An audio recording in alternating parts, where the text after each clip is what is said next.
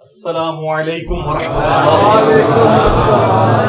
لا حول ولا قوة الا باللہ، حسبنا اللہ ونعم الوکیل، یا حی یا قیوم برحمتک استغیث، لا الہ الا انت سبحانک انی کنت من الظالمین، ربنا آتنا من لدنک رحمہ وہیئ لنا من امرنا رشدا، اللهم صل على محمد وعلى آل محمد وأصحاب محمد وأزواج محمد وأمة محمد أجمعين إلى يوم الدين. الحمد لله رب العالمين والصلاة والسلام على سيد الأنبياء والمرسلين وعلى آله وأصحابه أجمعين إلى يوم الدين. الحمد للہ آج 26 نومبر 2023 کو سنڈے کے دن ہمارا یہ پبلک سیشن نمبر 122 ہوگا. آپ کے یہ ریئل ٹائم سوالات پرچیوں کی شکل میں میرے پاس آ چکے ہیں. انہیں انشاءاللہ میں بعد میں ڈسکس کروں گا. پہلے کچھ کرنٹ افیئرز جو ہیں وہ پینڈنگ ہیں، پچھلے ویک کے بھی اور اس سے پچھلے ویک میں بھی ایک دو ایشوز تھے، میں انہیں ڈسکس کر لوں. ان میں 3 کریٹیکل ایشوز ہیں جن کو میں انشاءاللہ کرنٹ افیئر کے طور پر ڈسکس کروں گا. نمبر 1، جو لاہور ڈیفنس کے اندر ایک 17 سالہ نوجوان اوباش قسم کا امیر فیملی کا پلا ہوا، اس نے 6 لوگوں کو قتل کیا گاڑی کی ٹکر مار کے جان بوجھ کے. نمبر 2، پچھلے ویک کے اندر آرمی چیف نے علماء کرام کے ساتھ ایک میٹنگ کی. اس کے کیا احوال ہیں جو پاکستان سے متعلق ہیں یا ہمارے اس پلیٹ فارم کے اعتبار سے امپورٹنٹ ہیں، ان کو ڈسکس کرنا، وہ میں ڈسکس کروں گا. اور نمبر 3، اس ویک کے اندر یہ ایک خاص پولیٹیکل جماعت کے لیڈر کے خلاف جو ایک بے حیائی پہ مبنی ایک کمپین چلائی جا رہی ہے، انشاءاللہ میں اس کے اوپر بھی ورڈکٹ دوں گا اسلام کے پوائنٹ آف ویو سے کہ اس طریقے سے معاملات کو لے کے چلنا اسلام کی روح سے کتنا بڑا جرم ہے. اللہ کا نام لے کے شروع کرتے ہیں. پہلا جو کریٹیکل ایشو ہے وہ ایک 17 سال کا نوجوان لاہور ڈیفنس میں جو فیمیلز کو چھیڑنے کے اعتبار سے بھی ملوث تھا. مختلف چیزیں اس کی سامنے آئی ہیں. ظاہر ہے جب پیسہ آتا ہے تو اس کے ساتھ یہ چیزیں جڑی ہوئی ہوتی ہیں جب تک کہ اچھی تربیت نہ ہو. تو اس کی کوئی تلخ کلامی ہوئی کسی کے ساتھ، پھر وہ اس کو گاڑی میں چیز کرتا رہا، اور جیسے ہی وہ گاڑی ایسی جگہ پہ آئی اس نے دوسری طرف سے لا کے آلموسٹ کوئی 110 تو یہ کلیم کر رہے ہیں، لیکن بعض لوگ کہہ رہے ہیں وہ 150 تک سپیڈ تھی، وہ جا کے اس میں ٹکرا دی اس نے گاڑی، جس کی وجہ سے 6 لوگ ایک ہی فیملی کے موقع پر شہید ہو گئے. اللہ تعالیٰ ان کی مغفرت کرے اور یہ جو تکلیف انہوں نے کاٹی ہے اس کے عوض ان کے گناہوں کو معاف فرمائے، ان کے لواحقین کو صبر دے اور اس صبر کے اوپر اجر عظیم عطا فرمائے، آمین. تو شروع میں تو اس کیس کو دبانے کی کوشش کی گئی کیونکہ وہ ایک امیر فیملی سے تعلق رکھتا تھا. بہرحال الٹیمیٹلی جو چیز سامنے آئی وہ یہی تھی کہ یہ جان بوجھ کے اس نے سب کچھ کیا اور 6 لوگوں کی جان لے لی. ایک ہی خاندان کے وہ سارے لوگ تھے. اس بیچارے کی تو فیملی ختم ہو گئی، اس کی بیوی اس میں شہید ہو گئی، اس کا داماد بھی، اس کا بیٹا بھی اور اس کی بہو بھی، اور چھوٹی اس کی پوتی یا نواسی وہ بھی ساتھ شہید ہوئی. تو اس واقعے نے پوری قوم کو ہلا کے رکھ دیا، اور اس کے بعد سے آپ دیکھ رہے ہیں کہ کس طریقے سے کریک ڈاؤن شروع ہوا ہے. پنجاب کے اندر تو جو آئی جی پنجاب ہے ڈاکٹر عثمان صاحب، وہ ماشاءاللہ پہلے ہی کافی ایفیشینٹ تھے، اور یہ ایک موقع ان کو ملا، اس کی وجہ سے انہوں نے پھر سختی کی کہ جن لوگوں کے لائسنس نہیں بنے ہوئے وہ لائسنس بنوائیں، اور جو یہ چھوٹے بچے اس قسم کے موٹر بائک لے کر ویلنگ کرتے پھر رہے ہیں یا کار کے اندر ریسیں لگاتے پھر رہے ہیں، ان سب کے چلان کیے گئے. اس میں کچھ ایشو ہے جو ہم ان کے سامنے انشاءاللہ رکھ دیں گے اسی اپنی گزارشات کے اندر چیف جسٹس کے سامنے. خصوصاً آج کل جو نوجوانوں کے اندر ماں باپ کی عدم تربیت کی وجہ سے، غلط تربیت تو کوئی نہیں کرتا، لیکن تربیت نہ کرنا بھی ایک طرح سے آپ پروموٹ کر رہے ہیں اس طرح کے لوگوں کو کہ وہ اپنی جان کو تو جوکھوں میں ڈالتے ہیں، دوسروں کی لائف بھی ونریبل کر دیتے ہیں۔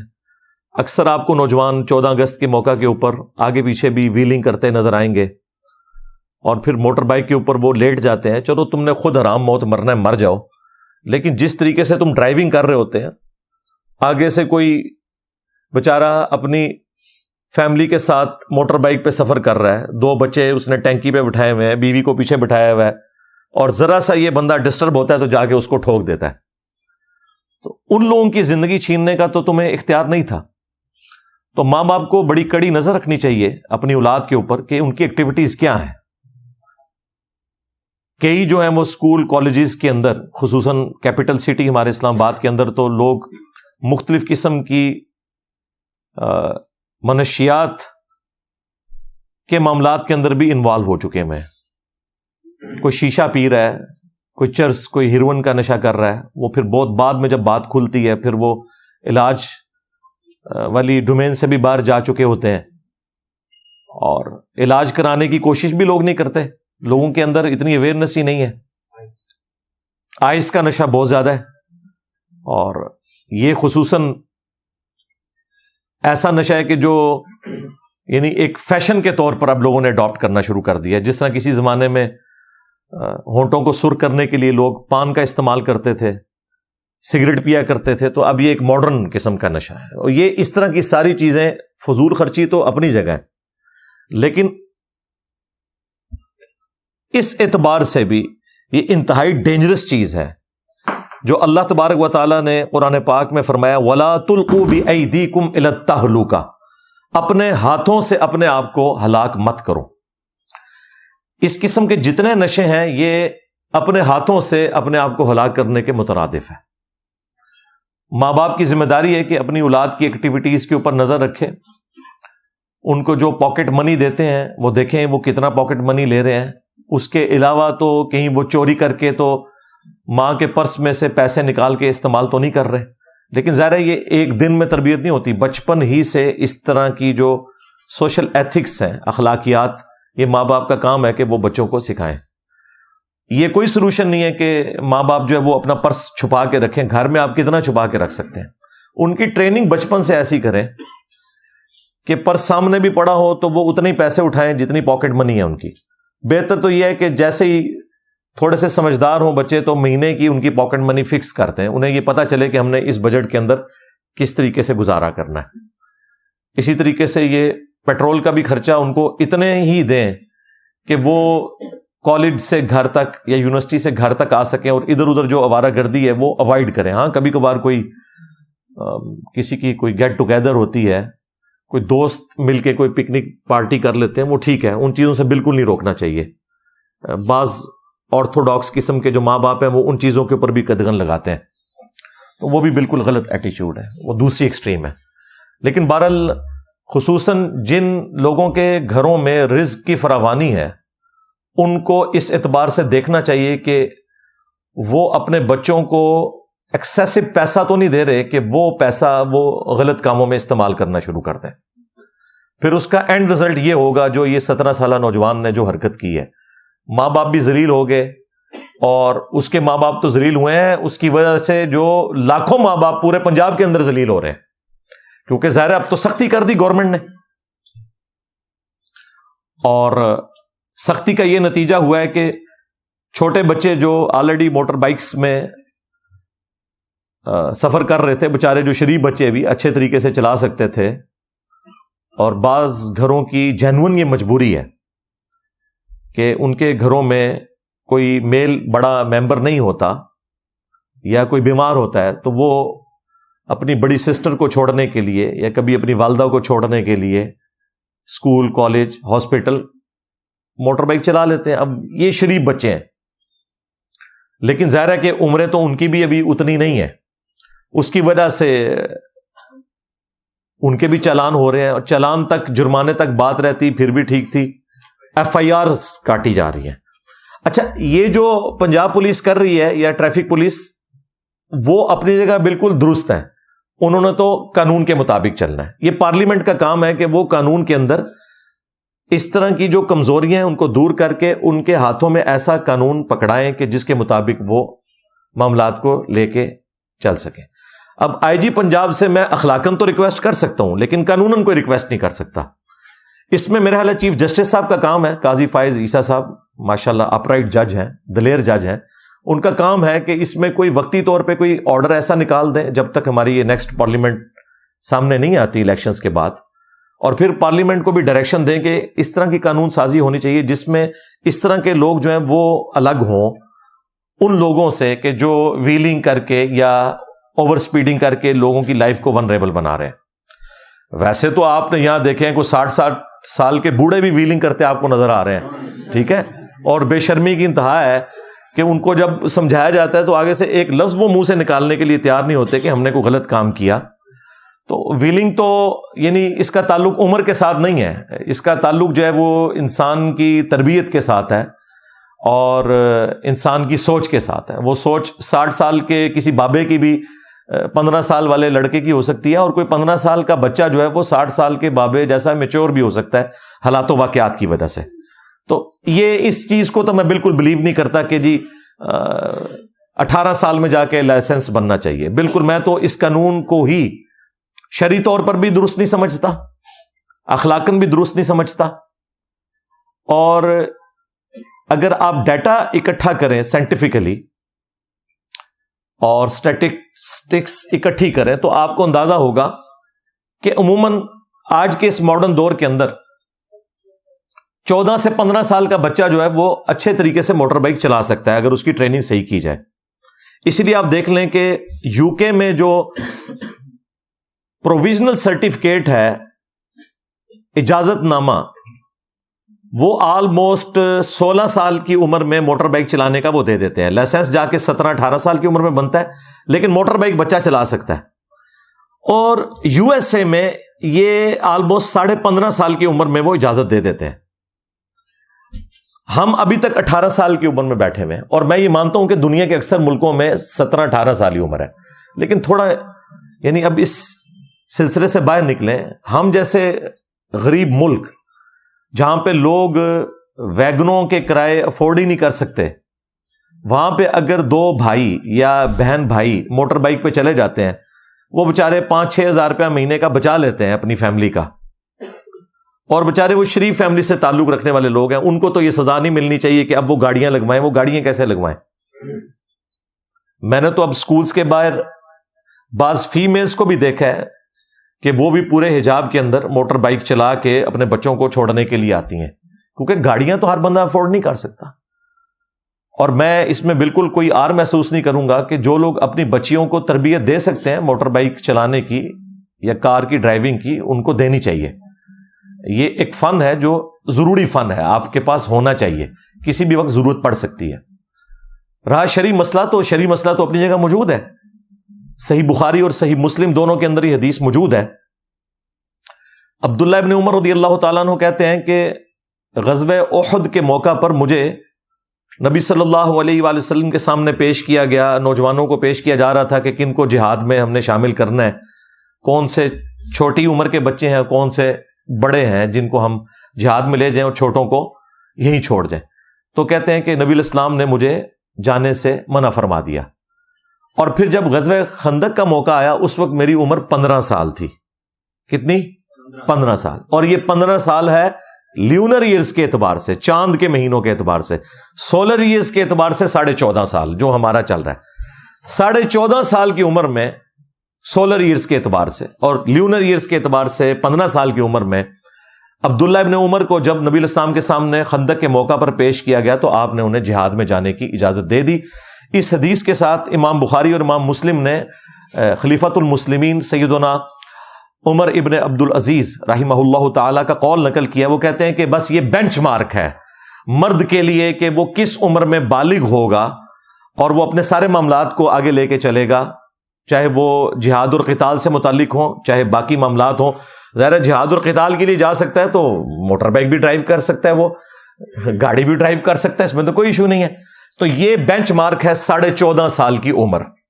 میرا خیال ہے اسلامک پوائنٹ آف ویو سے 14.5 سال کی عمر میں ایک نوجوان لڑکے کا لائسنس بن جانا چاہیے موٹر بائک کا. ٹیسٹ لیں, ٹریننگ دیں, ہیلمٹ کی اہمیت بھی ان کو بتائیں, سب کچھ بتائیں. لیکن یہ 18 سال کی عمر تک, 18 سال کی عمر بہت زیادہ عمر ہے. آپ نے شناختی کارڈ بنانا ہے, ٹھیک ہے 18 سال کی عمر میں بنائیں, آپ کی مرضی. ووٹ والا معاملہ کرنا ہے, وہ تو 40 سال کے بابوں کو بھی ڈیموکریسی ابھی تک کلیئر نہیں ہوئی. ہمارے 70 سال کے بابوں کو بھی جب نکالے جانے کے بعد ڈیموکریسی سمجھ آ رہی ہے. وہ تو میرے اعتبار سے تو وہ 70 سال کے بابے بھی ووٹ ڈالنے کا حق نہیں رکھتے, جنہیں ڈیموکریٹک ویلیوز کا ہی نہیں پتا. جب تک سسٹم کے اندر ہوتے ہیں تو سیم پیج ہوتے ہیں, باہر نکلتے ہیں تو جہاد کرتے ہیں اسٹیبلشمنٹ کے خلاف. اندر ہوتے ہیں تو سسٹم کے بینیفیشری ہوتے ہیں, جب باہر نکلتے ہیں تو ووٹ کو عزت دو کا نعرہ لگاتے ہیں. تو میرے اعتبار سے تو ایسے لوگ بھی ووٹ ڈالنے کے اہل نہیں ہیں, تو باقی چھوڑ دیں. لیکن چلیں دنیاوی نارمز کے اندر ٹھیک ہے, آپ 18 سال عمر رکھ لیں. لیکن یار یہ جو عمر ہے موٹر بائک چلانے والی, یہ 18 سال تو مطلب میں نے تو اپنے بچوں کو 12 سال کی عمر میں موٹر بائک کی ٹریننگ دے دی, اور وہ مجھ سے اچھی موٹر بائک چلا لیتے ہیں, کیونکہ میں نے ان کو ساری یہ جو ٹریفک کے قوانین اور یہ ساری چیزیں, ظاہر ہے سائیکل تو بچے چلانے شروع کر دیتے ہیں, بس سائیکل کے بعد موٹر بائک پہ شفٹ کرنا ہے, تو ظاہر ہے آپ کسی گراؤنڈ میں لے جائیں اور آہستہ آہستہ ان کی ٹریننگ کریں. تو میں تو چلے افورڈ کر بھی لوں گا, لیکن زیادہ تر آبادی تو ہماری افورڈ نہیں کر سکتی کہ وہ گاڑیوں میں بچوں کو بھیجے. ان سے موٹر بائک چھیننا یعنی ان کی غربت کا مذاق اڑانے کے مترادف ہے. لیکن اس میں ظاہر ہے کہ ہم گورنمنٹ کو یا اداروں کو بلیم نہیں کریں گے, وہ تو بیچارے پابند ہیں اس قانون کے جو بنایا گیا. اب قانون میں اس اعتبار سے ہمیں ایک اویئرنیس لوگوں میں پیدا کرنی چاہیے, خصوصاً ہمارے جب نمائندے اگلے الیکشنز میں جائیں گے, کہ وہ پارلیمنٹ میں اس معاملے کو ٹیک اپ کریں. پاکستان جیسا غریب ملک یہ افورڈ نہیں کر سکتا کہ یہاں آپ کہیں جی 18 سال کی عمر سے پہلے کوئی موٹر بائک چلا نہیں سکتا, کوئی کار چلا نہیں سکتا. لوگوں کے جینوئن پرابلم ہے, اور زیادہ تر لوگوں کے. اچھا, اب یہ جو ایف آئی آرز کٹ رہی ہیں, اس میں میں آئی جی صاحب سے پرسنلی ریکویسٹ کروں گا اور چیف جسٹس صاحب سے کہ یہ ایف آئی آرز والا معاملہ ختم کریں. چلے وقتی طور پہ آپ نے کچھ کرنا ہے, کوئی جرمانہ کر لیں, لیکن ایف آئی آر کاٹ کے آپ اس بندے کی پوری لائف کو ایک اس اعتبار سے تکلیف میں ڈال رہے ہیں, کریکٹر سرٹیفکیٹ کے پوائنٹ آف ویو سے, اور اس کا کوئی کرمنل ریکارڈ پہلے اور کوئی نہیں ہے, یہ اس کی ایف آئی آر کٹ گئی تو وہ اب سرکاری ملازمت تو کوئی نہیں کر سکتا. باہر کے ملکوں میں جانا بھی ایسے لوگوں کے لیے, انہوں نے یہ تو نہیں دیکھنا کہ یہ اس کا کرائم کس لیول کا تھا. ادھر تو ٹریفک سگنل کو توڑنا بھی بہت بڑا کرائم ہے. تو یہ جو ایف آئی آرز والا سلسلہ ہے نا, اس کو ریورس کریں. جن کی کاٹی جا چکی ہیں وہ اگر جوڈیشری میں جاتی ہیں تو چیف جسٹس صاحب نوٹس لے کے ایٹ لیسٹ ان ایف آئی آرز کو ختم کروا کے ٹھیک ہے جرمانے ان کے اوپر ڈالیں, اور کوئی درمیان کا راستہ نکالیں. اس طریقے سے لوگوں کو تکلیف میں مبتلا نہ کریں. اور جن لوگوں کے لائسنس نہیں بنے ہوئے ان کے بننے چاہیے. ابھی تو ہمارے جیلم شہر کے اندر تو میں دیکھ رہا ہوں کہ وہ جو لائسنس بنانے والا دفتر ہے اس کے باہر تو اس قدر جھمگٹا لگا ہے جیسے وہاں پہ کوئی مفت بریانی بانٹ رہا ہے. کیونکہ جو لوگ واقعی جنرلی جن کے لائسنس بننے چاہیے تھے, لوگ 10 سال سے موٹر بائک چلا رہے ہیں, ان کے لائسنس نہیں بنے ہوئے ہیں, اب وہ بھی بنا رہے ہیں. چلیں یہ تو اس میں سے ایک پازیٹیو چیز نکلی ہے کہ سارے لوگ بنائیں. لیکن یہ جو بچوں والا معاملہ ہے, اس میں یہ میری ریزرویشن تھی, تو میں نے اس لیے ضروری سمجھا کہ اسے آپ کے سامنے رکھ دوں. اب وہ اس بچے کی طرف آئیں جو 17 سال کا لڑکا تھا. اب ظاہر ہے کہ وہ پیسے والی اسامی ہے, اور لوگ پیچھے سے زور بھی لگا رہے ہیں کسی طریقے سے جیونائل والا معاملہ ہو جائے, یعنی کہ چھوٹی عمر کا یہ بچہ ہے تو اسے چھوڑ دیا جائے. 17 سال کا لڑکا وہ ایک نوجوان بچہ ہوتا ہے, کوئی چھوٹی عمر کا نہیں ہے, نہ وہ کوئی پاگل ہے. اس کے اوپر وہ حدیث بھی فٹ نہیں ہوگی جو صحیح بخاری کے اندر موجود ہے, اور سنن ابن ماجہ کے اندر پوری سند ہے اس کی. مولا علی کا قول ہے صحیح بخاری کے اندر اس کانٹیکسٹ میں کہ حضرت عمر نے اپنے دور میں ایک مجنون شخص کے اوپر جب حد جاری کی تو سیدنا علی نے سیدنا عمر کی مخالفت کرتے ہوئے کہا کہ امیر المومنین, آپ کو نہیں پتا کہ 3 لوگوں سے اللہ تعالیٰ نے قلم اٹھا لیا ہے, ایک مجنون جو پاگل شخص ہے, دوسرا سویا ہوا شخص, اور تیسرا وہ شخص جو کہ ابھی نابالغ ہے. تو حضرت عمر نے اپنا ڈیسیژن واپس لے لیا. یہ حدیث پوری سند کے ساتھ مولا علی ہی نے روایت کی ہے رسول اللہ صلی اللہ علیہ وآلہ وسلم سے سنن ابن ماجہ کے اندر. تو یہ حدیث بالکل واضح ثبوت ہے. لیکن یہ بچہ تو اس کیٹیگری میں فال نہیں کرتا, یہ نابالغ کوئی نہیں تھا. بالغ ہونے کی عمر تو میں نے آپ کو بخاری اور مسلم سے بتا دی ہے کتنی ہے, 14.5 سال. اور یہ ہر اعتبار سے بالغ, اس سے پہلے بھی بچے بالغ ہو جاتے ہیں 13 سال کی عمر میں. جیسے ہی علامات بلوغت میں سے کوئی چیز پائی گئی, غیر ضروری بالوں کا اگنا یا نائٹ فال ہونا یا بچیوں کو مینسز آنا، یہ تمام کی تمام چیزیں بالغ ہونے کی نشاندہی ہے. البتہ ایکٹیولی جو بالغ ہونے والا معاملہ ہے کہ کوئی میدان جنگ میں جا سکے یا وہ ڈرائیونگ کے لیے آ سکے، تو وہ اصل وہی حدیث ہے بخاری اور مسلم کی عبداللہ ابن عمر والی، کہ انہیں جب احد کے موقع پر پیش کیا گیا تو نبی علیہ السلام نے جہاد کی اجازت نہیں دی، اور جب خندق کے موقع پر پیش کیا گیا تو اس وقت وہ کہتے ہیں میری عمر 15 سال تھی. اور امام بخاری امام مسلم نے اس کے نیچے عمر بن عبدالعزیز امیر المومنین کا فتویٰ نقل کیا کہ بس یہ بینچ مارک ہے اب نوجوان لڑکوں کے اعتبار سے. تو اس اعتبار سے بھی دیکھا جائے تو وہ بچہ بالغ ہے، بالکل اس اعتبار سے چھوٹ نہیں سکتا وہ. اسی لیے آئی جی صاحب نے اسپیشلی اس کیس کو ایک ایگزامپل سیٹ کرنے کے لیے خود اس میں ایڈ کروائی ہے دفعہ 302 کی، یعنی قتل والی. پہلے تو ایک جنرل انہوں نے ایکسیڈنٹ والا معاملہ کیا ہوا تھا، اور دفعات بھی سخت اس میں ڈلوائی ہیں تاکہ یہ کیس اپنے منطقی انجام تک پہنچ سکے. اب پولیس نے تو اپنے حصے کا کام کر دیا ہے، اب جوڈیشری کا کام ہے کہ اس طرح کے لوگوں کو ایگزامپل بنائے تاکہ باقی لوگوں کی جانیں بھی محفوظ ہو سکیں، ورنہ یہ سلسلہ اسی طریقے سے چلتا رہے گا.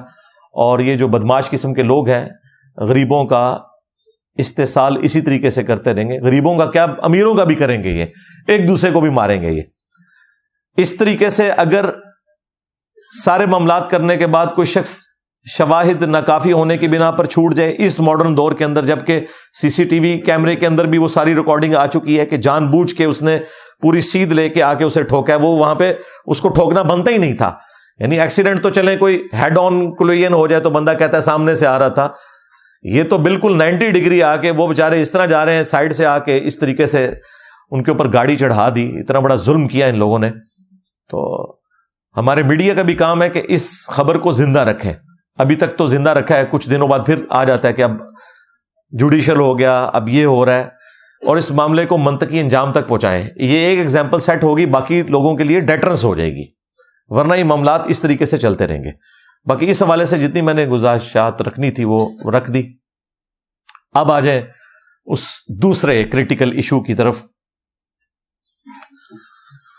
وہ ہے ہمارے جو آرمی چیف نے آلموسٹ 2 ویک پہلے علماء کرام کے ساتھ ایک میٹنگ کی GHQ میں، جس میں انہیں ایک بڑا اچھا سا ناشتہ پیش کیا گیا، اور اس کے بعد ان کو وہ اس ہال میں لے گئے جہاں پہ آرمی چیف نے ان سے کریٹیکل گفتگو کرنی تھی.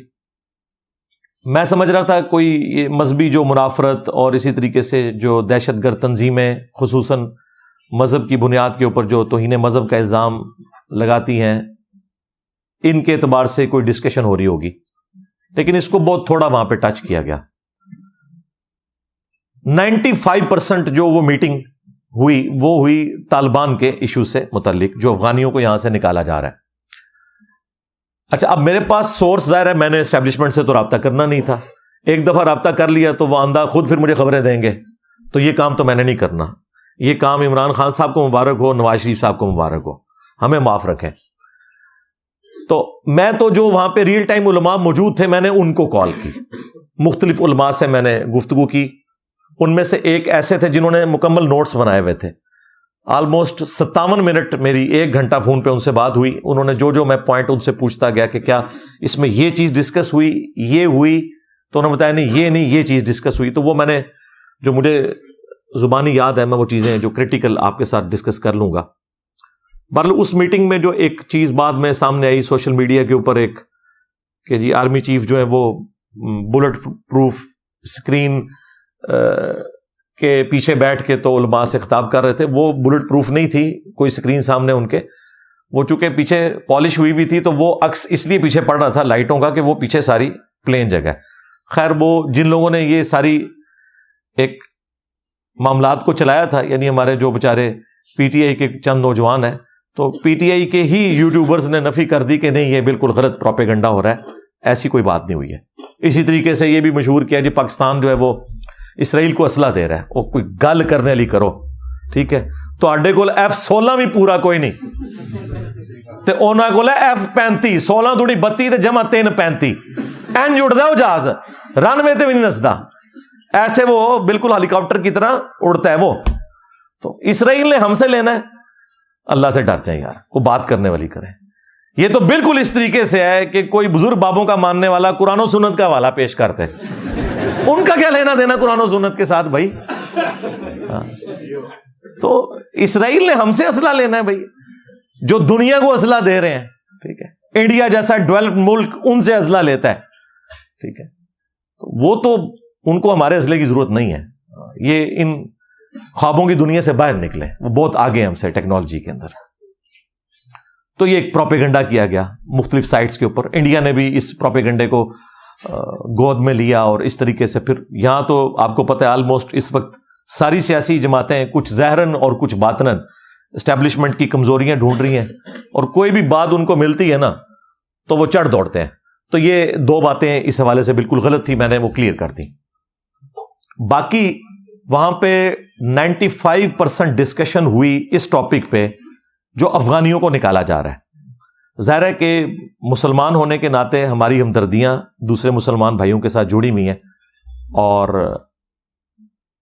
ہمارے ملک کی جو صورتحال ہے اکانومی کی, اس کی وجہ سے اس طرح کا ڈیسیژن گورنمنٹ کو لینا پڑ رہا ہے. ورنہ تو ہماری تو کبھی خواہش نہیں ہے, ہم تو چاہتے ہیں کہ دنیا میں جہاں کہیں کوئی مظلوم مسلمان ہے وہ پاکستان میں آ جائیں. کاش ہماری اکانومی اتنی مضبوط ہو کہ ہم انہیں سپورٹ کر سکیں, اور جس طرح نبی صلی اللہ علیہ وآلہ وسلم نے ایک مہاجر اور ایک انصار کو بھائی بھائی بنا دیا تھا, مواخات کے اندر باندھ دیا تھا, ہم بھی برما کے مسلمانوں کو اسی طریقے سے, فلسطین کے مسلمانوں کو, افغانستان کے مسلمانوں کو, باقی جو بھی کس پرسی کی زندگی گزار رہے ہیں انہیں سپورٹ کر سکتے. کاش ایسا ہوتا. اب یہ مسئلہ زیادہ اس لیے گرم ہوا کہ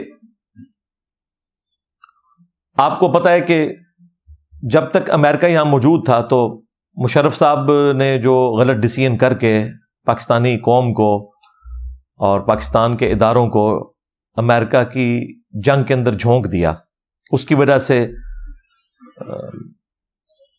افغان عوام خواہ ادھر رہتی ہو یا وہاں رہتی ہو وہ پاکستان سے نفرت کرتی ہے.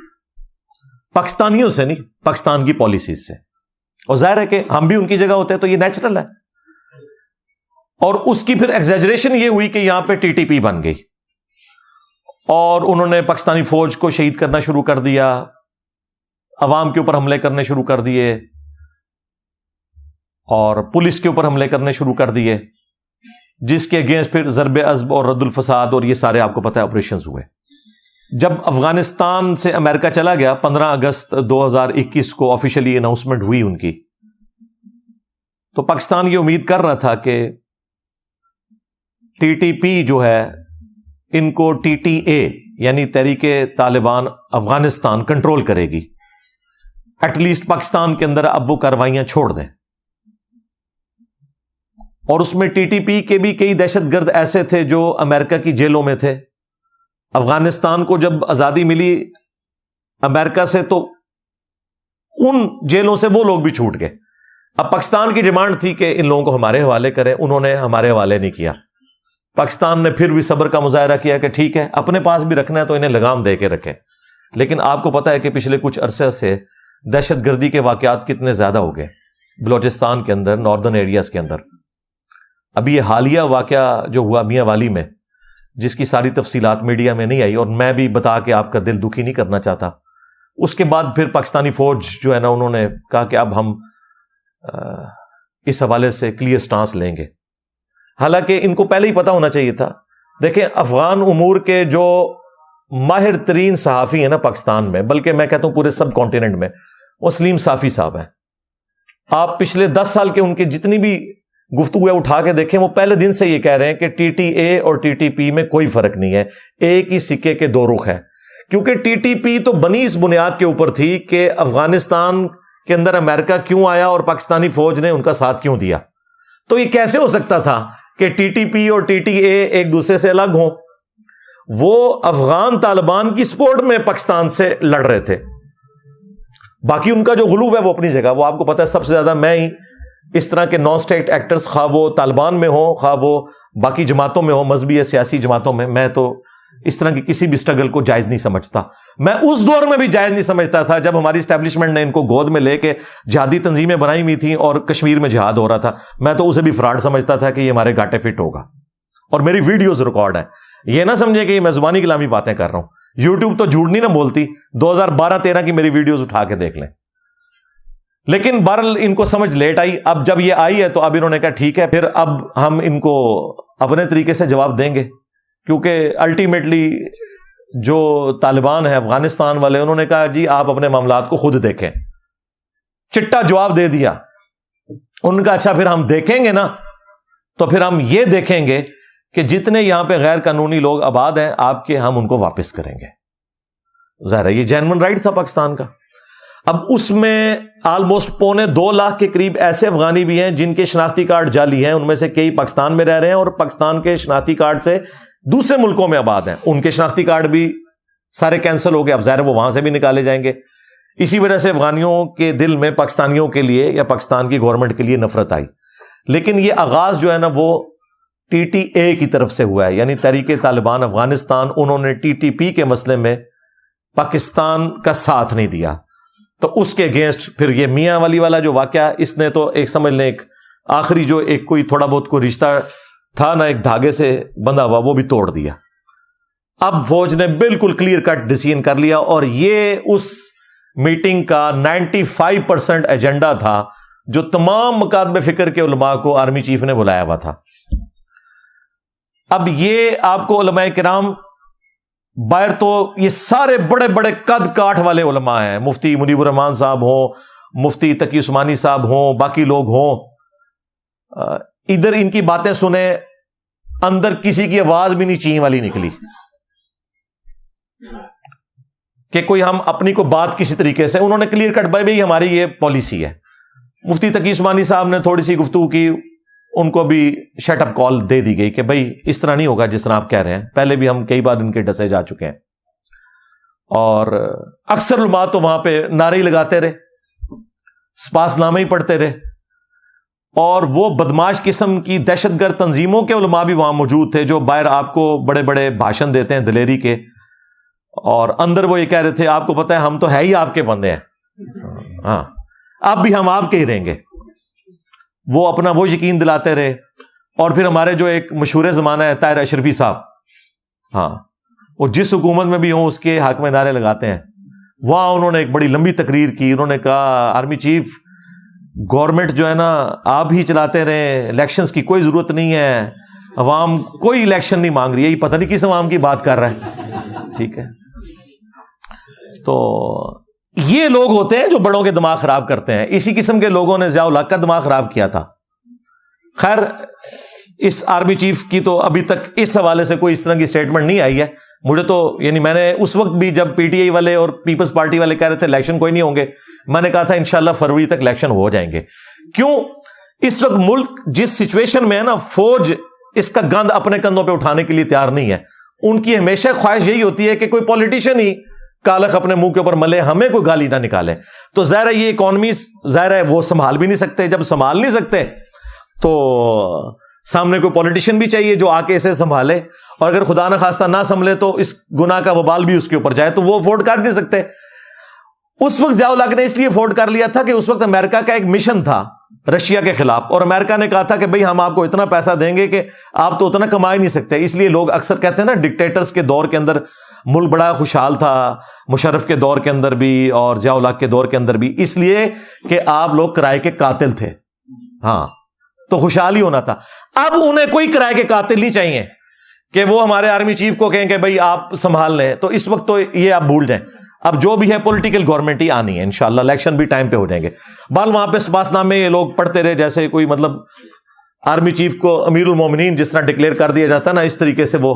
لیکن ظاہر ہے کہ سمجھدار لوگ جو ہیں وہ باتیں سن لیتے ہیں. ظاہر ہے اس نے اب یہ تو نہیں کہنا تھا, تعریف تو کسی کو نہیں بری لگتی, تو یہ بھی نہیں کہنا تھا کہ شٹ اپ کال دیتے. ٹھیک ہے سن لی, باقی کرنا وہی ہے جو آپ نے کرنا ہے. بال انہوں نے کہا جی آپ کی ذمہ داری یہ ہے کہ اب اپنے محراب اور ممبر سے آپ لوگوں کو یہ ایجوکیٹ کریں کہ ہم افغانیوں کے ساتھ کوئی ظلم نہیں کر رہے. جو لوگ ورک پرمٹ لے کے یہاں آئے ہوئے ہیں وہ کام کرتے رہیں گے. اسی طریقے سے جو لوگ واقعی جن کی یہاں پہ رشتہ داریاں ہیں اور انہیں نیشنلٹی مل چکی ہے, ان کی نیشنلٹی کینسل نہیں ہوگی. جو جعلی شناختی کارڈ والے لوگ ہیں اور جو غیر قانونی رہ رہے ہیں, ہم ان کو نکالیں گے اور اچھے طریقے سے انہیں رخصت کر دیں گے, اور ہماری اپنی مجبوری ہے. حالانکہ میں سمجھتا ہوں وہ بیچارے وہاں جا کے ذلیل و خوار ہی ہوں گے, کیونکہ 60% تو وہاں پہ پہاڑ ہیں افغانستان میں, اکانومی ان کی بھی اتنی مضبوط نہیں ہے, زیادہ تر چوری کے پیسے کے اوپر چل رہی ہے. آپ کو تو یہ بتایا گیا کہ وہ تسبیح پھیرنے سے چل رہی ہے, نہیں, چوری کے پیسے کے اوپر اکانومی ان کی چل رہی ہے. اور ظاہر ہے چوری کا پیسہ اب جب رکے گا تو ان کی اکانومی بھی نیچے آ جائے گی. کیسے چل سکتا ہے؟ اسمگلنگ کے اوپر اور یہ سارے معاملات. پاکستان کو اپنا لاس ہو رہا ہے آلموسٹ $7.5 ارب ہر سال نقصان ہوتا ہے اس چوری کی اکانومی کی وجہ سے, اور اس کا فائدہ ان کو ہوتا تھا. تو بہرحال اب انہوں نے ڈیسائیڈ کر لیا کہ یہ اب اینڈ ہے, اور مجھے نہیں لگتا اب یہ اتنی آسانی سے کوئی یہ پالیسی ریورس ہوگی. یہ میجر ایجنڈا تھا, اور علماء کو انہوں نے کہا کہ آپ جا کے لوگوں کو ایجوکیٹ کریں. علماء کو تو اس میں سے کچھ بھی نہیں ملنا. تو میں نے انہی علماء میں سے کچھ علماء سے جب پوچھا, انہوں نے کہا ہمارا دماغ خراب ہے کہ ہم جا کے محراب اور ممبر سے یہ باتیں کریں, اور کسی نے بھی نہیں کرنی. ظاہر ہے کہ جو میجر لوگ بیٹھے ہوئے ہیں بیچ میں وہ تو دیوبندی فرقے کے لوگ ہیں, وہ کب بھی افغانیوں کے بارے میں یہ بات کریں گے؟ وہ خود طالبان کے بینیفیشری ہیں اور طالبان ان کے بینیفیشری ہیں, وہ بھی نہیں بات کریں گے. بریلوی کہنے کے بالکل ٹھیک ہو رہا ہے نا دیوبندیاں نال, ٹھیک ہے. اور شیعہ تو بےچارے ویسے ہی ضیاء الحق کے سنی شیعہ وار کے ڈسے ہوئے ہیں, ان کو تو اسٹیبلشمنٹ سے ویسے ہی کوئی ہمدردی نہیں ہوتی اس اعتبار سے, کیونکہ وکٹم رہے ہیں اس اسٹیبلشمنٹ کے جس میں شیعہ کا قتل عام ہوا ضیاء الحق کے دور کے اندر. اور اہل حدیث تو بےچارے ویسے ہی, وہ تو ساڑھے تو بھی تھوڑے نے, انہوں نے تو کوئی ورتھ ہی کوئی نہیں. تو یہ اینڈ رزلٹ اس کا یہ تھا جی. باقی آخری 5 منٹ تسی بھی دند کٹ رہو, تہاڈی بھی گل ہوئی ہے اتنے. آخری 5 آپ سمجھ لیں پرسنٹ جو گفتگو تھی نا, وہ سیاسی جماعتیں جو فوج کے خلاف سوشل میڈیا کے اوپر ایکٹیو ہیں, ہاں, جو کی بورڈ واریئرز ہیں, ان کے بارے میں ان کا بالکل کلیئر کا سٹانس ہے کہ کسی کو نہیں چھوڑیں گے, اور وہ آپ کو نظر بھی آ رہا ہے. اور دیکھیں میں اپنے اسٹوڈنٹس کو, چونکہ ہمارے اسٹوڈنٹس میں تو زیادہ تر بےچارے وہ بچے بچونگڑے ہی ہیں نا, ان کی عمریں بھی اتنی نہیں, وہ بےچارے اتنے میچور بھی نہیں ہیں. میں یہ سمجھا رہا تھا جب سے خان صاحب نکلے تھے کہ یار آپ نے بڑی احتیاط سے چلنا ہے. اگر اس وقت اس احتیاط کو فالو کیا ہوتا تو 9 مئی کا واقعہ نہ ہوتا. 9 مئی کا جو واقعہ ہے یہ فیسیلیٹیٹ ضرور ہوا ہے نہ نظر آنے والی قوتوں کی جانب سے, لیکن کرنے والے لوگ جو یوز ہوئے ہیں نا, وہ نظر آنے والے لوگ ہیں. وہ اپنی جان اب نہیں چھڑا سکتے, بلکہ ان لوگوں کی وجہ سے جیو فینسنگ میں بےچارے عام عوام بھی آ گئے ہیں, اور وہ 10,000 سے زیادہ لوگ اس وقت جیلوں میں سڑ رہے ہیں. ان کے کیس بھی لگانے کے لیے کوئی تیار ہو رہا. میں نے تو پولیس کے سینئر آفیسر سے بھی بات کیا, انہوں نے کہا انجینئر صاحب بات یہ ہے کہ وڈیاں نو غصہ ہی اتنا ہے کہ کریے, ٹھنڈا ہو لین دو. چند ایک لوگ چلے, کوئی جن کے پاس پیسہ تھا, وہ پاکستان کا جو ایک سسٹم کی خرابی ہے اس کی وجہ سے چھوٹ گئے. زیادہ تر تو بیچارے وکیلوں کی فیس بھی نہیں دے سکتے, بے قصور لوگ ہیں اندر. تو میں اس پلیٹ فارم سے پہلے بھی آرمی چیف سے بھی ریکویسٹ کی تھی, اور چیف جسٹس سے بھی, پرائم منسٹر صاحب سے بھی, باقی لوگوں سے بھی ریکویسٹ کروں گا کہ خدا کے لیے جو بیچارے معصوم بچے اس میں جیلوں کے اندر ہیں, ان کو فوراً سے پہلے شناخت پریڈ کر کے رہا کریں, جو صرف بیچارے جیو فینسنگ میں آئے تھے. جو کوئی پروٹیسٹ کے اندر انوالو ہے, میں تو ان کے بارے میں بھی نرم گوشہ رکھتا ہوں کہ ان کے معاملے میں بھی نرمی کا رویہ اختیار کرنا چاہیے. اس کی وجہ یہ ہے کہ اگر ان کے ماسٹر مائنڈ اس زمانے کی اسٹیبلشمنٹ آج تک اسی طریقے سے دندناتے پھر رہے ہیں وہ لوگ, تو یار ان بچوں کو بھی چھوڑ دیں. مالی نقصان کی اگر بات کریں تو میرا خیال ہے مشرف نے جتنا مالی نقصان پہنچایا ہے اس قوم کو, تو کیا اب ہم فوج سے نفرت کرنا شروع کر دیں اس کی بنیاد کے اوپر؟ تو اگر وہ چند ایک لوگوں کی وجہ سے مالی نقصان ہوا ہے تو درگزر کریں یار. یہ کام نہ کریں کہ فوج اور پاکستان کی عوام آمنے سامنے آئے. اس کا الٹیمیٹلی نقصان فوج کو ہونا ہے اور پھر پاکستان کو بھی. تو اس لیے میں کہتا ہوں ان کے معاملے میں نرم رویہ ہے. یہ تو یعنی میرا موقف ہے. ہاں جو یہ بدماش قسم کے ہارڈ لائنر ہیں جن کے بارے میں یہ بھی, وہ جو عادل راجہ, وہ خبیث بھگوڑا, خاموش مجاہدین, جھوٹا انسان, جس نے میرے بارے میں بھی ٹرینڈ چلایا کہ اس کو ISI والوں نے بھرتی کیا ہے, دیکھ لو لگی بدوا انہوں بھی میری, ایک نو بدوا لگ رہی ہے. اس نو 14 سال دی قید ہو گئی ہے, وہ اب پاکستان نہیں آ سکتا. ٹھیک ہے نا, جھوٹا انسان, یعنی وہ جھوٹی خبریں دیتا تھا, کیونکہ مجھے اپنے بارے میں تو پتا ہے نا کہ میرے ساتھ تو کوئی ایسا معاملہ نہیں ہے. تو میرے بارے میں اس نے کلیم کیا. ٹھیک ہے. دوسرا, ہم وہ بار بار ریکویسٹ کر رہے تھے اپنے بھائی کے بارے میں, چلے وہ بھائی صاحب کو بھی اب انہوں نے کور کمانڈر کوئٹہ کے عہدے سے فارغ کر کے یونیورسٹی میں پڑھنے لکھنے کے لیے ڈال دیا, وہ بھی ایڈریس ہو گیا. لیکن جو اصل دو بندے ہیں ریٹائر ہو کے باہر بیٹھے ہوئے ہیں, ٹھیک ہے, پاکستانی عوام کا منہ چڑھا رہے ہیں, ان کے بارے میں بھی کوئی فیصلہ ہونا چاہیے. اور اگر ان کے بارے میں فیصلہ نہیں ہوتا تو بےچارے جو یہ سیاسی لوگ ہیں ان کو چھوڑ دیا جائے. یہ انہوں نے کوئی بندوق تو نہیں اٹھائی ہوئی ہے, زیادہ سے زیادہ کوئی کسی نے کوئی حرکت کی ہے تو کوئی مالی نقصان کر لیا ہوگا, لیکن جانی نقصان تو کسی نے نہیں کیا. تو یہ نفرتیں ختم ہونی چاہیے, سیدھی سی بات ہے. بہرحال اس وقت تو اسٹیبلشمنٹ غصے میں ہے, اور ظاہر ہے انہوں نے تو اپنا 9/11 ڈکلیئر کر دیا ہوا ہے 9 مئی کو, اور ظاہر واقعہ بھی بہت بڑا تھا. خان صاحب سے بھی شروع میں تو غلطی ہوئی نا, انہوں نے اڑتا تیر بغل میں لے کے کہا کہ جی مجھے پکڑیں گے پھر یہ تو ہوگا. بھائی یہ کہنے کی کیا ضرورت ہے, یہ آپ نے اپنے منہ سے ایک ایسی بات نکال دی. بعد میں بے شک آپ کنڈیم کر رہے ہیں, لیکن وہ شروع میں جو مسئلہ مس ہینڈل ہوا ہے وہ انہوں نے پکڑا ہوا ہے کہ جی یہ دیکھ لیں اس کے پیچھے یہی ہے. تو اس میں کچھ ان سے بھی مس ہینڈلنگ ہوئی ہے, لیکن الٹیمیٹلی میرے خیال ہے پاکستانی فوج کو پاکستان کی عوام کی فوج ہونا چاہیے, کسی سیاسی جماعت کی فوج نہیں ہونا چاہیے. یہ اصل مسئلہ ہے. پہلے یہ فوج پی ٹی آئی کی فوج بنی ہوئی تھی, اب دوسری پارٹیوں کی فوج بنی ہوئی ہے. یہ کام نہیں ہونا چاہیے. ساری پارٹیوں کے لیے برابر والا معاملہ ہونا چاہیے. ہم تو اس پلیٹ فارم سے کوئی بندے بھرتی نہیں کریں گے, ہم کوئی پروٹیسٹ نہیں کریں گے, کوئی روڈ بلاک نہیں کریں گے, لیکن اپنی زبان کے ذریعے حق بات ضرور کرتے رہیں گے تاکہ اپنے بڑوں کو یہ چیز ریئلائز کرواتے رہیں کہ یار تم نے مرنا ہے, کسی کے ساتھ ظلم نہیں ہونا چاہیے. قرآن پاک میں اللہ تعالیٰ نے واضح یہ فرمایا, وَلَا يَجْرِمَنَّكُمْ شَنَآنُ قَوْمٍ عَلَىٰ أَلَّا تَعْدِلُوا اعْدِلُوا هُوَ أَقْرَبُ لِلتَّقْوَىٰ. دیکھنا کسی قوم کی دشمنی تمہیں اس بات پہ نہ ابھارے کہ تم انصاف کا راستہ چھوڑ دو. انصاف کرو, یہی تقوی کے قریب ہے, یہی تقوی کی روش ہے. تو انصاف کریں, وہ آپ کا رائٹ ہے. اور اگر آپ انصاف نہیں کر سکتے, طاقتور سے آپ درگزر کا معاملہ کرتے ہیں, تو کمزوروں کے ساتھ زیادہ درگزر کا معاملہ کریں, ورنہ مر کے اللہ کے حضور تو پیش ہونا ہے. صحیح بخاری اور صحیح مسلم دونوں کے اندر حدیث موجود ہے. اللہ کے محبوب صلی اللہ علیہ وآلہ وسلم نے فرمایا, تم میں سے ہر شخص نگہبان ہے اور اس سے اس کی رعیت کے بارے میں پوچھا جائے گا. پھر نبی علیہ السلام نے ایک ایک چیز گنوائی کہ ایک حکمران اپنی رعایا کے اوپر نگہبان ہے, اس سے اس کے بارے میں پوچھا جائے گا. ایک خاوند اپنی بیوی اور بچوں کے اوپر نگہبان ہے, اس سے اس کے بارے میں پوچھا جائے گا. ایک بیوی اپنے خاوند کے مال اور اولاد کے اوپر نگہبان ہے, اس سے اس کے بارے میں پوچھا جائے گا. اور حکمرانوں کے بارے میں تو اتنی اسٹانشنگ حدیث ہے بخاری اور مسلم دونوں میں. نبی صلی اللہ علیہ وآلہ وسلم نے فرمایا کہ سب سے برا گڈریا اگر کوئی ہو سکتا ہے نا, تو وہ ہے جو حکمران ہو اور انصاف نہ کرے. ایسا شخص جنت کی خوشبو بھی نہیں پائے گا جو حکمران تھا اور اس نے انصاف نہیں کیا. جنت میں جانا تو دور کی بات, خوشبو بھی نہیں پائے گا. اچھا, یہاں پہ لوگوں کو شوق بڑا ہے شیروانی پہننے کا, ہاں جی, اسی طریقے سے وہ گونے پہننے کا جو ججوں نے پہنی ہوتی ہیں, اس طریقے سے یہ فوجیوں کے بیج لگوانے کا, لیکن پتہ نہیں کہ اس کے ساتھ ہمیشہ کی ناکامیاں یا کامیابیاں جڑی ہوئی ہیں. اگر انصاف کیا تو وہ بخاری مسلم میں حدیث ہے, 7 لوگوں کو اللہ کے عرش کا سایہ نصیب ہوگا قیامت کے دن, جس دن کوئی اور سایہ نہیں ہوگا. ان میں پہلا شخص وہ ہے جو عادل حکمران ہوگا, عدل کرنے والا.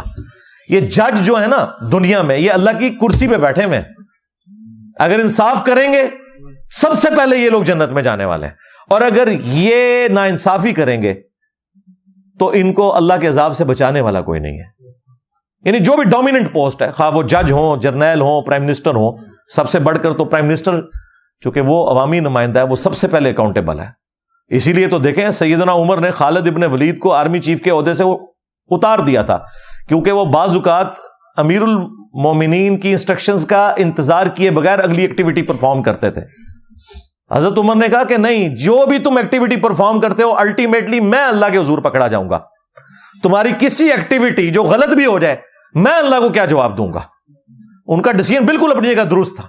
اور پھر انہوں نے یہ بھی کہا کہ دیکھو اب تو یہ شام کی سرزمین فتح ہو چکی ہے, اب ہمیں کوئی فوجی گورنر نہیں وہاں چاہیے. دیکھ لیں حضرت عمر بھی کتنے ڈیموکریٹک تھے, وہ کہتے تھے فوجی نہیں حکومت چلا سکتے, ہاں انہوں نے کہا ابو عبیدہ ابن جرح کو بھیجوں گا جس کی رسول اللہ کے ساتھ صحبت ہے, وہ سیاسی معاملات کو چلا سکتے ہیں, کیونکہ تم تلوار کی زبان سے بات کرو گے, تلوار سے آپ عوام کو نہیں قابو کر سکتے, اس کے لیے ڈاکٹرن کی ضرورت ہوتی ہے, سیاسی سمجھ بوجھ کی ضرورت ہوتی ہے. تو لوگوں کو تو پتہ ہی نہیں ہے کہ حضرت عمر نے کوئی جذباتی ڈیسیژن کیتا ہے. بالکل صحیح ڈیسیژن کیتا سی, بالکل صحیح ڈیسیژن کیا تھا انہوں نے. حضرت عمر اتنے سمجھدار تھے, انہوں نے پولیس کا محکمہ علیحدہ کر دیا. انہوں نے کہا جو فوجی بارڈروں پہ کافروں کے خلاف لڑ رہے ہیں نا, وہ پولیس میں بھرتی نہیں ہوں گے, کیونکہ یہ تلوار کی زبان سے بات کرتے ہیں. پولیس میں وہ بندہ ہونا چاہیے جو عوامی آدمی ہو. ویسے اب ہماری پولیس کا بھی ڈنگ کافی حد تک نکل چکا ہے. ہاں میں بتاؤں, ہمارا تو چونکہ اب بڑے عرصے سے انٹریکشن ہے نا, تو میرا تو بڑا اچھا تجربہ رہا ہے اس حوالے سے. کافی حد تک اب پڑھے لکھے نوجوان بچے آ رہے ہیں, اور وہ ان ٹریننگ بھی بڑی اچھی ہو رہی ہے. پہلے بھی ہوتی تھی لیکن وہ اس ماحول میں آگے خراب ہو جاتے تھے, لیکن اب کافی بہتری آ رہی ہے. جب سے ڈاکٹر عثمان صاحب آئے ہیں, انہوں نے تو وہ سارے کا سارا ایک سلسلہ, ایک پڑھا لکھا بندہ آیا ہے, کافی بہتری وہ لے کے آئے, لیکن ابھی بھی بہت بہتری کی ضرورت ہے. لیکن یہ حضرت عمر کا ویژن دیکھیں کہ فوجی کوئی پولیس کی ڈیوٹی نہیں کرے گا, کیونکہ پولیس میں وہ بندہ ہونا چاہیے جو گفتگو کر کے اگلے بندے کو قائل کر سکے, یہ نہیں کہ بات بات پہ اسلحہ نکال لے. تو یہ ہمارے بڑوں کا ایک ویژن تھا.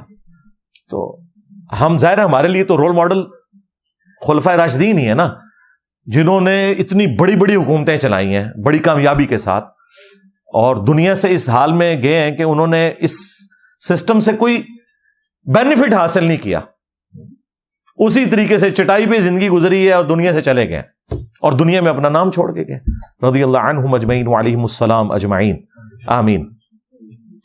تو ہم وقتاً فوقتاً ان چیزوں کو اس لیے ہائی لائٹ کرتے ہیں کہ تاکہ بڑوں تک ہماری آواز پہنچتی رہے, اور وہ اس اعتبار سے سوچتے رہیں کہ ہم سے کوئی ایسا غلط کام نہ ہو کہ اللہ کے حضور ہماری پکڑ ہو جائے. واعظین کا کام یہی ہے, ہمیں نبی الاسلام نے یہی سکھایا, کنتم خیر امۃ اخرجت للناس تأمرون بالمعروف وتنہون عن المنکر وتؤمنون باللہ. تم بہترین امت ہو ہی اس لیے کہ تم لوگوں کو نیکی کی طرف بلاتے ہو اور برائی سے روکتے ہو, اور اللہ پر ایمان لاتے ہو. ایمان بعد میں ذکر کیا, نیکی کا حکم اور برائی سے روکنا پہلے ذکر کیا. تو یہ واعظین کا یہی کام ہے کہ وہ اپنی زبان سے کم از کم برائی کو روکیں گے. حکمران کا کام ہے وہ ہاتھ سے روکے گا. وہ صحیح مسلم میں حدیث ہے, نبی صلی اللہ علیہ وآلہ وسلم نے فرمایا کہ ہو سکے تو اپنے ہاتھ سے برائی کو روکو, جو حکمرانوں کا کام ہے, جن کے ہاتھ میں سلطہ ہے, گورنمنٹ ہے. ہاتھ سے نہیں روک سکتے تو زبان سے روکو, جو واعظین کا کام ہے. زبان سے بھی نہیں روک سکتے تو کم از کم دل میں برائی کو برا سمجھو. لیکن ساتھ ہی فرمایا ذالک اضعف الایمان, یہ پھر ایمان کا سب سے کمزور درجہ ہے, دل میں برا جاننا یہ کمزور سا دھاگا ہی ہے. اس لیے ایٹ لیسٹ زبان سے روکنا چاہیے. ہمارے استاد ڈاکٹر اسرار صاحب رحمہ اللہ کہا کرتے تھے گونگے شیطان نہیں بننا چاہیے, کم از کم زبان ضرور کھولو. اور اس طرح کا زبان کھولنا, کسی کو نصیحت کرنا فائدہ دے دیتا ہے. بعض اوقات کوئی بات انسان کی پھنسی بھی ہوتی ہے تو وہ نکل جاتی ہے کہ یار نہیں, واقعی سوچنے کی ضرورت ہے کہ یہ ہم کیوں کر رہے ہیں, ہمیں یوں نہیں کرنا چاہیے. تو یہ فائدہ ہوتا ہے. چلیں اب اسی کو میں غنیمت سمجھتے ہوئے وہ تیسرا کریٹیکل ایشو بھی آخر میں ڈسکس کر لوں, جو پچھلے ایک ویک کے اندر chairman P T I Imran Khan صاحب کے کریکٹر کے پوائنٹ آف ویو سے جو سوشل میڈیا کے اوپر بھی اور مین سٹریم میڈیا کے اوپر بھی جو معاملات چل رہے ہیں, میں اس چکر میں نہیں پڑھوں گا کہ ان کا ذاتی کردار کیسا ہے. ہمارا ٹاپک یہ نہیں ہے. ہم یہ کہیں گے کہ جو لوگ اس ذاتی کردار کو اچھالنے کی کوشش کر رہے ہیں, ان میں بھی کئی ایسے لوگ ہیں جن کا کردار بھی اسی طرح کا ہوگا. یہ ٹاپک ہی الگ ہے. بات یہ ہے کہ ہم اپنی نوجوان نسل کو اس میڈیا کے ذریعے, سوشل میڈیا کے ذریعے کیا درس دے رہے ہیں. میرے لیے جو تکلیف دہ چیز ہے نا وہ یہ ہے, اس میں وہ سورہ النور کی آیت بڑی کریٹیکل ہے, ان الذین یحبون, بے شک وہ لوگ جو کہ اس چیز کو پسند کرتے ہیں, ان تشیع الفاحشۃ فی الذین آمنوا, کہ اہل ایمان میں فحاشی پھیل جائے, لہم عذاب علیم, ان کے لیے دردناک عذاب ہے, فی الدنیا والآخرہ, دنیا کی زندگی میں بھی اور آخرت میں بھی. جو بھی بے حیائی کو پروموٹ کرتے ہیں, وہ کسی قسم کی بے حیائی ہو. یہ جو کریکٹر اسیسینیشن والا معاملہ ہے خان صاحب کے دور میں بھی ہوتا رہا, مجھے پتا ہے. جب جج ارشد ملک نے سارا ڈرامہ کھول دیا کس طریقے سے وہ والی حکومت ختم کی گئی تھی, اور بعد میں خان صاحب بھی خود مان گئے کہ اس زمانے میں 2017 میں نواز شریف صاحب کو کیسے ہٹایا گیا تھا, تو اس کو بیک فٹ پہ کرنے کے لیے اس کی بھی ایک ویڈیو آپ کو پتا ہے باہر آ گئی تھی. اور اس وقت بھی آپ دیکھیں, میں نے اس وقت بھی مخالفت کی تھی. یہ نہ ہو کہ یہ کہہ رہا ہوں کہ جی آج یہ مخالفت کر رہا ہے, میں نے اس وقت کہا تھا کہ یہ آپ غلط کام کر رہے ہیں. اس زمانے میں آیا کہ مریم نواز کی بھی کچھ تصویریں یا ویڈیوز بنائی گئی ہیں اندر, خان صاحب کی بھی خیر کچھ ویڈیوز بنی ہوئی ہیں. اللہ کا شکر ہے میں نے تو کوئی ویڈیو نہیں دیکھی, لیکن جو صحافی دیکھ چکے ہیں وہ بتاتے ہیں کہ اس طرح کی ویڈیوز ہیں. تو میری اس وقت بھی ویڈیو آئی تھی کہ یار یہ کام چھوڑ دیں. اور اب مجھے تو زیادہ افسوس یہ ہوا, یعنی جو سمجھدار قسم کے صحافی ہیں, شاہ زیب خانزادہ کو میں زیرو سے ملٹیپلائی نہیں کروں گا اس ایک انٹرویو کی وجہ سے جو انہوں نے خاور مانیکا کا کیا. میری یہ عادت نہیں ہے کسی کی ایک غلطی کی وجہ سے زیرو سے ملٹیپلائی کر دیا جائے. وہ تو صحابہ کرام سے بھی, اولو العزم قسم کے صحابہ سے بھی غلطیاں ہوئی ہیں, وہ چھوڑ دیں. انتہائی انٹیلیجنٹ اور سمجھدار قسم کا شارپ جرنلسٹ ہے, اس کے مقابلے کا کوئی نہیں ہے. یہ جو انہوں نے انٹرویو کیا 55 منٹ کا, اس کے بھی جو پہلے 30 منٹ ہے نا وہ فضولیات ہیں. جو آخری اس کے جو 25 منٹ ہیں وہ کمال کا کام کیا ہے. اس نے اس شخص کی 2 نمبری عوام کے سامنے رکھ دی ہے کہ پہلے وہ ویڈیوز میں کیا کہتا تھا وہ, اور اب وہ ویڈیوز میں کیا کہہ رہا ہے. کمال کا انٹرویو ہے, لیکن آخری جو 25-30 منٹ ہے, جو شروع کے بالکل بلو دی بیلٹ گفتگو, حالانکہ شاہ زیب کا مزاج ہی نہیں اس قسم کی گفتگو کرنا, پھر بھی اس نے بڑی کنٹرول گفتگو کی ہے. اس کے باوجود ظاہر ہے وہ گفتگو ہی ایسی ہے کہ جب آپ کیچڑ میں کوئی پتھر پھینکیں گے تو چھینٹیں تو اڑیں گی, اور وہی چیزیں اس میں سے اڑی, وہ جس قسم کی غلیظ گفتگو. میں تو اسے رپیٹ بھی نہیں کرنا چاہتا. تو میں تو بالکل ان چیزوں کے حق میں نہیں ہوں کہ اس طرح کے انٹرویوز ہمارے مین میڈیا کے اوپر لائے جائیں, غلاظت کے اوپر مبنی. پولیٹیکل اختلاف پہ لانا ہے, پریس کانفرنسز کرنی ہے, کسی نے اپنی مرضی سے کرنی ہے یا کسی کے زور پہ, وہ ضرور کرے یار, جو مرضی کرنا ہے. پہلے بھی تم ایک گند میں تھے, اب دوسرے گند میں آ گئے ہو, ہمیں پتہ ہے. نہ کوئی پاکستان کے ساتھ مخلص ہے اس طرح کے پولیٹیکل لوٹے جو بینیفٹ اٹھانے کے لیے کبھی ایک جماعت میں کبھی دوسری جماعت میں, ہمیں کوئی غرض نہیں اس سے. لیکن جو اس قسم کی بے حیائی کے اوپر مبنی باتیں ہوتی ہیں, کسی کی ذاتی باتیں, چاہے وہ درست بھی ہوں, تب بھی ان کو میڈیا میں اس طریقے سے ڈسکس کرنا, یہ ہم اپنے بچوں کو کیا میسج دے رہے ہیں. پھر ایک شخص جو ابھی جیل کے اندر ہے وہ اپنا دفاع بھی نہیں کر سکتا. میں کہتا ہوں باہر بھی ہو تب بھی یہ نہیں کرنا چاہیے. ابھی یہ 3-4 دن پہلے وہ ایک کوئی کتاب بھی کسی ایک جو خود بھی ماشاءاللہ اس عورت کا کریکٹر کیا ہے انورٹڈ کامز میں, یعنی پاکستان اسلامی جمہوریہ پاکستان میں اس قسم کی کتابیں ان کی رونمائی ہو رہی ہے, اور چلے رونمائی ہو گئی ٹھیک ہے, ان کو بھی حق ہے رہنے کا, لیکن اس کو میڈیا میں اجاگر کرنا یہ تو قانوناً بھی غلط ہے. اور پھر عمر چیمہ, طلعت حسین, یہ وہ صحافی ہیں جو سنجیدہ بیسک ہیومن رائٹس میں بلیو کرنے والے لوگ, وہ بھی ادھر اندر بیٹھے میں. اب وہ لاکھ صفائیاں دیں جی ہم تو صحافی ہیں, ہم نے تو ہر جگہ جانا ہے. یار آپ لوگوں کا لیول ہے کہ ان لوگوں کے پاس جا کے بیٹھیں یار, ان لوگوں کی باتیں سنیں, پولیٹیکل اختلاف ضرور کریں, لیکن وہی کام جن کو آپ کچھ عرصہ پہلے تک کنڈیم کرتے تھے, اب ان کاموں میں آپ خود حصے دار بن گئے. یہی صحافی ہمیں اس وقت بتاتے تھے, بالکل ٹھیک بتاتے تھے, جو کچھ خان صاحب کر رہے تھے, نیب کے ذریعے اپنے مخالفین کو اٹھواتے تھے, پی کا آرڈیننس کا ظلم, اسی طریقے سے ارشد ملک کی وہ بے حیائی پہ مبنی ویڈیو, اور یہ سارا کچھ, اور یہ کہتے تھے یہ کوئی انسانیت ہے کیا, یہ پاکستان کی نوجوان نسل کو آپ نے تباہ و برباد کرنا ہے, گالی گلوچ کا کلچر نوجوانوں میں راسخ کر دیا ہے. بالکل ہم آپ کے ساتھ ہیں, آپ ٹھیک کہہ رہے تھے, لیکن اب بھی آپ کھڑے ہونا کہ اب جو کچھ ہو رہا ہے, اب بھی جو لوگ ماورائے عدالت اٹھائے جا رہے ہیں ان کے حق میں بولتے ہیں, لیکن اتنے شد و مت سے نہیں جس طرح بولنا چاہیے. اور اس طرح کی جو بے حیائی پہ مبنی ایکٹیویٹیز ہیں, یار اللہ سے ڈر جاؤ, خدا کے لیے مرنا ہے, اللہ کو جواب دہ ہونا ہے. مطلب ہم دنیا میں تو اپنی چلیں غصہ نکال لیں گے, لیکن اس میں سے نکلنا کچھ نہیں ہے. میں تو حیران ہوں اپنے بڑوں کے اوپر کہ وہ یہ ساری کی ساری چیزیں ہونے دے رہے ہیں. اس کے اوپر کوئی از خود نوٹس ہمارے چیف جسٹس صاحب بھی نہیں لے رہے. جن چیزوں پہ انہوں نے آتے ہی جو کیس لگائے ہیں وہ لگنے چاہیے تھے.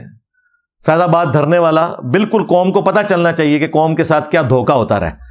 پرانی اسٹیبلشمنٹ نے جو کچھ کیا پتہ چلنا چاہیے. بہت اچھا کیا کیس لگایا. پھر الیکشن والا بھی کیس لگایا, بہت اچھا کیا. لیکن جو مسنگ پرسنز کے کیس ہیں, خواہ وہ بلوچستان کے ہوں خواہ وہ پی ٹی آئی کے ہوں. اب یہ علیحدہ بات ہے کہ جب بلوچستان کے ہوتے تھے تو پی ٹی آئی کے وہ فرنٹ مین صحافی, جن میں ہمارے وہ بھائی عمران ریاض صاحب بھی شامل ہیں, جو اس وقت اسٹیبلشمنٹ کے حق میں وی لاگز بنایا کرتے تھے کہ جی یہ کچھ نہ کچھ تو کیا ہوگا تبھی یہ لوگ اٹھائے جاتے ہیں بلوچستان کے.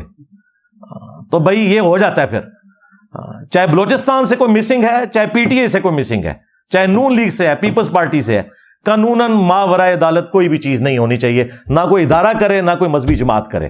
بالکل سیدھی سی بات ہے. ایک اصول کے اوپر کھڑے ہوں, پہلے مسلمان بنے پھر پاکستانی بنے, اور اس کے بعد آپ نے اسٹیبلشمنٹ کا اعلی کار بننا ہے, ان کا بنے, پی ٹی آئی کا یا نون لیگ کا یا پیپلز پارٹی کا اعلی کار بننا ہے, وہ بعد میں بنے. پہلے آپ اپنی جو کمٹمنٹ ہے نا وہ پوری کریں جو اللہ کے ساتھ ہے اور جو اس ملک کے ساتھ ہے, اس ملک کے آئین کے ساتھ ہے. یہ اپنی باقی جو ایفیلیشنز ہیں نا ان کو بعد میں لے کے آئیں. لیکن ہم لوگ جو ہے نا اپنے ذاتی مقاصد کو پہلے نمبر پہ رکھتے ہیں, باقی ساری چیزوں کو بعد میں لے کے آتے ہیں, اور پھر وہ دیکھ لیں اب کیا اشر ہو رہا ہے. ساروں نے مزہ چکھ لیا. ہاں علی بھائی آپ کو نہیں پتا, فوج کے بغیر تو ہم رات کو سو نہیں سکتے.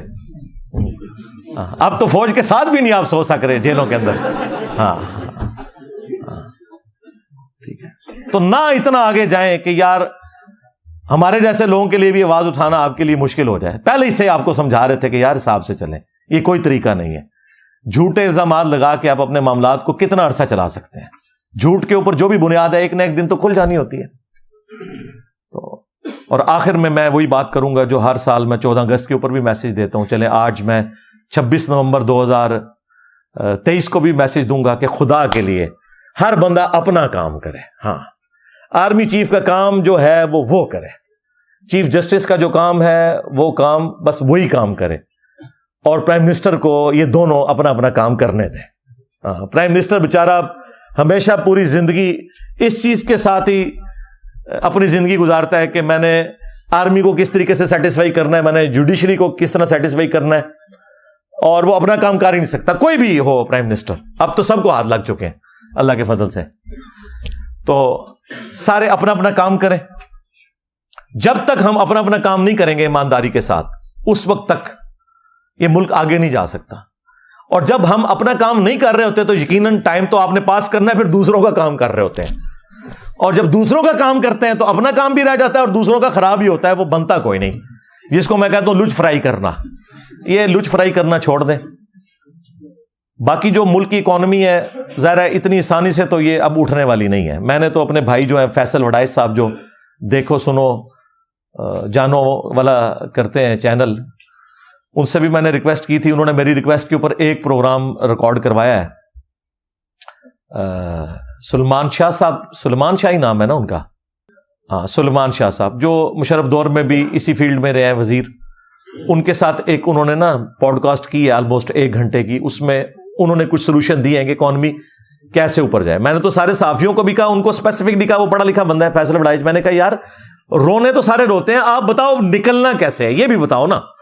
آپ دیکھو سارے افلاطون بٹھائے ہوتے ہیں ٹی وی چینلز کے اوپر بھی کہ جی یہ خراب ہو گیا وہ. میں نے کہا نکلیں گے کیسے. تو انہوں نے کچھ سولوشنز دی ہیں, کچھ میں نے بھی سجیسٹ کیے تھے کہ سب سے پہلے تو ہماری سیکیورٹی کی جو صورتحال ہے جب تک یہ بہتر نہیں ہوتی, فارن انویسٹمنٹ یہاں نہیں آ سکتی.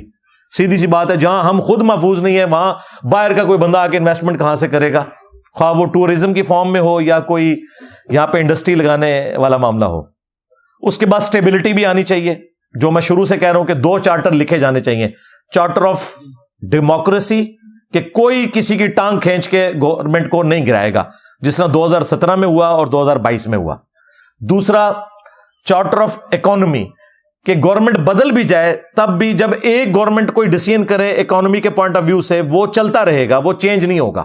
وہ ساری کی ساری جماعتیں بیٹھ کے اس کے اوپر ڈیسیژن کریں, اور 5 دفعہ اسمبلیوں کو ایک انسانوں کی طرح وقت پورا کرنے دیں. پھر انشاءاللہ تعالیٰ کوئی معاملات اسٹیبلٹی کی طرف جائیں گے. اس کے بعد جو امیر لوگ ہیں ان سے ٹیکس لیا جائے. غریب تو بیچارہ صابن کی ٹکیا کے اوپر بھی دے رہا ہے ٹیکس, پیٹرول کے اوپر بھی. 1 لیٹر موٹر بائک میں ڈلواتا ہے نا تو بیچارہ وہ آلموسٹ تیسرا حصہ اور بعض اوقات آدھا حصہ ٹیکسز میں دے رہا ہوتا ہے، اور جو مہنگی گاڑیوں والے ہیں وہ بھی اتنا ہی ٹیکس دے رہے ہوتے ہیں، اور کاروباری طبقہ تو آپ کو پتہ ہے وہ تو ٹیکس چوری کر رہا ہوتا ہے، سیدھی سی بات ہے۔ آپ کی کتنی سٹیل ملز اور باقی ان لوگوں کے بجلی کے بل دیکھیں آپ تو آپ حیران ہو جائیں گے۔ اور جب یہ کریک ڈاؤن شروع ہے تو کاروباری چھوڑ دے، غریب بھی جو ہے نا بجلی چوری کر رہا ہے، امیر تو کر ہی رہا ہے۔ تو یہ جو چوریوں والا معاملہ ہے یہ بھی رکے، فوری انصاف والا معاملہ ہو۔ ٹیکسز جب تک نہیں ہوں گے ملک نہیں اٹھے گا، ٹیکس کے بغیر نہیں ہو سکتا۔ زکوٰۃ کا نظام اس صورت میں ہوگا جب ایمانداری کے ساتھ لوگ زکوٰۃ گورنمنٹ کو دیں، اس امید کے اوپر کہ گورنمنٹ صحیح جگہ خرچ کرے گی، اور وہ ہمیں تو کوئی امید نہیں ہے، لہٰذا ہم تو اپنی زکوٰۃ خود ہی دیں گے، سارے اس لیے خود دیتے ہیں۔ اب دوسرا ذریعہ وہ ٹیکسز والا ہے۔ یورپ امریکہ کی ہم بات کرتے ہیں تو بھائی وہاں 40% ٹیکس دیتے ہیں اپنی انکم کا، 100 میں سے 40 روپے گورنمنٹ کو دیتے ہیں، 60 روپے اپنے پاس رکھتے ہیں، تو لیکن گورنمنٹ بھی تو ان کو ساری فیسلٹیز دیتی ہے نا۔ یہاں پہ ایسی صورتحال نہیں ہے۔ ایک صحت کارڈ شروع ہوا تھا، وہ بھی آلموسٹ آخری سانسیں لے رہا ہے، ٹھیک ہے۔ بے نظیر انکم سپورٹ پروگرام جو ہے وہ ماشاءاللہ چل رہا ہے، تو کچھ چیزیں چل رہی ہیں لیکن زیادہ تر چیزیں تو اپنی موت خود مر جاتی ہیں۔ ابھی پچھلے دنوں میں خبروں میں دیکھ رہا تھا کہ پنڈی اسلام آباد کے 6 ہاسپٹلز کے پاس بجٹ ہی ختم ہو گیا۔ وہ جو غریب لوگ علاج کرواتے تھے وہ کہتے ہیں ہمارے پاس اب پیسے نہیں، کہاں سے؟ ظاہر ہے ملک کمائے گا تو خود بھی کھائے گا اور کسی کو کھلائے گا نا۔ تو ملک ہمارا کما تو کوئی نہیں رہا، یہ ادھار کے پیسے اٹھاتے ہیں، وہ خرچ کر دیتے ہیں۔ بھائی ادھار ہمیں اس لیے ملتا ہے کہ ہم آگے، سب سے زیادہ دنیا میں اگر کوئی مقروض ہے تو امریکہ ہے، اور ٹاپ پہ بھی اکانومی ہے تو امریکہ کی ہے۔ بھائی اگر وہ اٹھاتے ہیں نا قرضہ تو وہ اس کو انویسٹ کر کے اس میں سے جنریٹ بھی کرتے ہیں، ہم صرف لے کے کھاتے رہتے ہیں، جب ختم ہو جاتا ہے تو پھر ہم کسی سے اور ادھار مانگتے ہیں۔ تو کب تک کوئی ادھار ہمیں دے گا؟ پہلے تو ہم دنیا کی ضرورت رہے ہیں کرائے کے قاتل بننے کی وجہ سے، اب دنیا کو ہماری ضرورت نہیں ہے، انہوں نے اپنے معاملات خود سیٹل کر لیے۔ آپ دیکھ لیں طالبان نے بھی اپنی صلح کر لی ہے امریکہ کے ساتھ، اور وہ کیسے اپنے عہد کے اوپر ماشاءاللہ پکے ہیں کہ فلسطین کے حق میں ایک بیان بھی نہیں دیا۔ ہاں یہ کمٹمنٹ تھی ان کی امریکہ کے ساتھ۔ قطر میں جب یہ فائنل ان کے ہینڈ اوور کیا گیا، انہوں نے کہا حضرت آپ کو غلط فہمی ہوئی ہے، یہ پشتون موومنٹ ہے، آپ اس کو اسلامک جہاد نہ کہیں، ہم اپنی آزادی کے لیے جنگ لڑ رہے ہیں، اس کا اسلام سے کوئی تعلق نہیں ہے۔ دنیا میں کہیں مسلمانوں پہ ظلم ہوگا ہم کوئی بیان نہیں دیں گے۔ اللہ کے فضل سے نہ کشمیر کے لیے کوئی بیان آتا ہے ان کا، ہاں انڈیا سے وہ پینگے بڑھا رہے ہیں، اور نہ فلسطین کے لیے کوئی بیان آتا ہے۔ ہمیں تو یہاں بتایا گیا تھا کہ یہ جناب کوئی خلافت راشدہ قائم ہو گئی ہے، ایک بریگیڈ انہوں نے قائم ہوتے ہی جو ہے نا بھیج دینی ہے وہاں کشمیر فتح کرنے کے لیے، اور ایک فلسطین کے لیے۔ لو سامو چھڑ دو یار، جو کچھ آپ کو بتایا جا رہا ہے ایسا نہیں ہوتا، ایسا تو نہیں ہوتا۔ ہاں ہاں وہ ساری کی ساری امیدیں تو بڑھ گئیں، یعنی کہ مر گئیں، ٹھیک ہے نا، ایسا تو نہیں ہوتا یار۔ میں نے کہا چلیں آپ کو اتنی خوش گفتگو کے بعد ہنسا دیں، ٹھیک ہے جی۔ صلو علی محمد وآل محمد، اللہم صلی علی محمد وعلی آل محمد واصحاب محمد وازواج محمد وامت محمد اجمعین الی یوم الدین، آمین۔ اللہم انی اسألک بانک انت اللہ لا الہ الا انت الاحد الصمد الذي لم يلد ولم يولد ولم يكن له كفوا احد وإلهكم إله واحد لا الہ الا هو الرحمن الرحیم الف لام میم اللہ لا الہ الا هو الحی القیوم اللہم صلی علی محمد وعلی آل محمد اللہم ربنا آتنا فی الدنیا حسنہ وفی الآخرة حسنة وقنا عذاب النار ربنا آتنا من لدنك رحمة وهيئ لنا من أمرنا رشدا ربنا هب لنا من أزواجنا وذرياتنا قرة أعين وجعلنا للمتقين إماما اللهم اغفر لحينا وميتنا وشاهدنا وغائبنا وصغيرنا وكبيرنا وذكرنا وأنثانا اللهم من أحييته منا فأحيه على الإسلام ومن توفيته منا فتوفه على الإيمان اے اللہ جن جن بھلائیوں کا سوال تیرے محبوب صلی اللہ علیہ وآلہ وسلم نے تجھ سے کیا، ہمارے حق میں، ہمارے ماں باپ کے حق میں، پوری امت کے حق میں قبول منظور فرما۔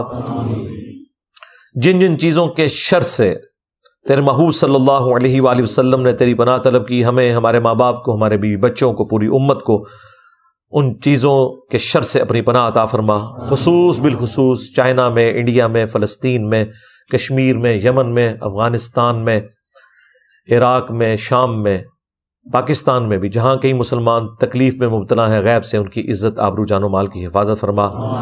اے اللہ ختم نبوت صلی اللہ علیہ وآلہ وسلم کی برکت سے جو نبیوں والا کام اس امت کو شفٹ ہوا، ہمیں پوری ایمانداری کے ساتھ قرآن و سنت کی دعوت کو عام کرنے کی توفیق عطا فرما۔ حاضرین کے دلوں میں جو جو نیک اور جائز دعائیں ہیں قبول فرما۔ حاضرین کے جو چھوٹے بڑے رشتہ دار بیمار ہیں انہیں شفائے کلی عطا فرما، جو فوت ہو چکے ان کی مغفرت فرما۔ اے اللہ ہمیں بھی اپنی موت سے پہلے قبر و آخرت کی تیاری کرنے کی توفیق عطا فرما۔ سبحان ربک رب العزت عما یصفون وسلام علی المرسلین والحمد للہ رب العالمین۔ اے اللہ ہمارے ملک پاکستان کی خیر فرما، پورے عالم اسلام کی خیر فرما، خصوص بالخصوص فلسطین کے مسلمانوں کی خیر فرما۔ وصلی اللہ علی النبی الکریم وعلی آلہ واصحابہ اجمعین الی یوم الدین، آمین۔